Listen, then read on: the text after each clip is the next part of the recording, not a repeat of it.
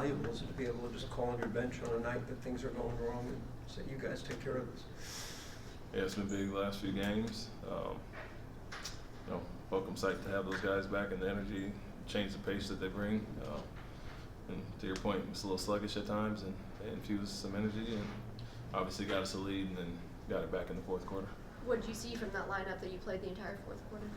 Energy, effort, enthusiasm to play. Looked like they wanted to be here, and that was a result, getting the lead back up. But they played hard, switched a lot, got stops, got out in transition, attacked the offensive glass, and won the game for us. Does that mean you weren't seeing those things from the guys who didn't close the fourth quarter in tonight's game? Yeah, I mean, I think other than even in the first half when we had the lead, didn't feel like we were playing great.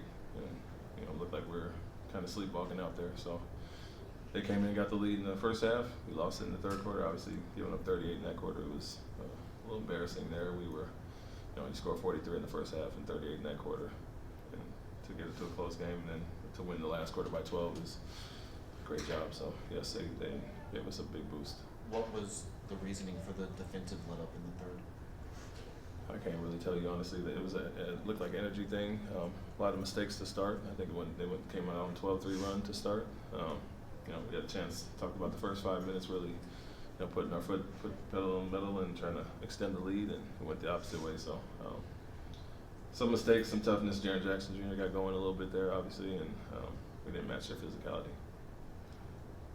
Thanks, Coach. Jaylen didn't play the last two fourth quarters. Albie didn't play tonight in the fourth quarter at all. What do you want them to be able to learn from opportunities like this where they're not closing out games?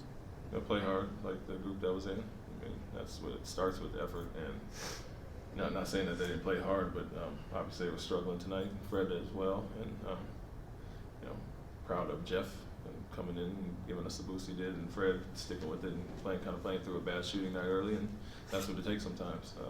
Not shooting well, obviously, like I said, the bench gave us a big boost, but just continue to play through it and learn from those things. But it's not always a result of what they don't do. It's more so the other team and what they're doing, or the other lineup and what they're doing. So obviously that 5 minute was playing extremely well.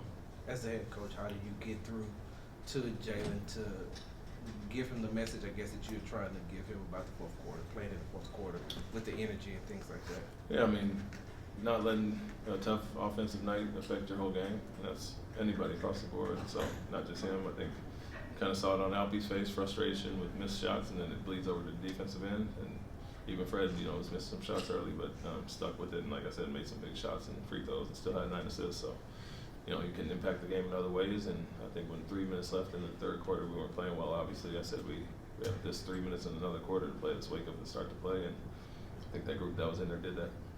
You spend a lot of time talking to Tari on the sideline, specifically in this game. What were some of those conversations like? Just pointing stuff out to him, things that he can pick up on inside the game itself. Yeah, we were switching coverages quite a bit and switched some matchups. And once Jackson Jr. got going, we wanted to throw different looks at him, and so I was kind of relaying what we wanted to do on that next possession. It was relaying it to the rest of the team. Do you feel like that defense on him was executed the way you wanted, or? Yeah, somewhat. And then we got the lead, and we guarded him one-on-one again. He got some baskets late, but obviously slowed him down some from the third quarter when he really got going. So Jeff was on for a little bit. Tari switched on to him and did an excellent job. When you have players that are not having great offensive games, what other things would you like to see them to do in order to keep themselves in the game? We'll just continue to play hard with the effort. Play selfless basketball and share the ball. And it might not be your night, but other guys have it going. So, and then the other piece is always, continue to play defense. Like I said, not letting made or missed shots affect your overall game. There's still ways you can impact it, and you saw that from some guys tonight. What was your reaction on the play where Tari tipped the ball away from Triple J like 3-4 times in one possession, then he sent up the Hail Mary and managed to make it? Good defense.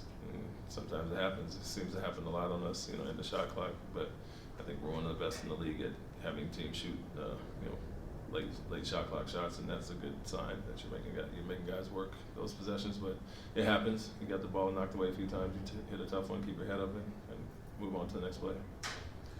Thanks, Coach. Thanks, Coach.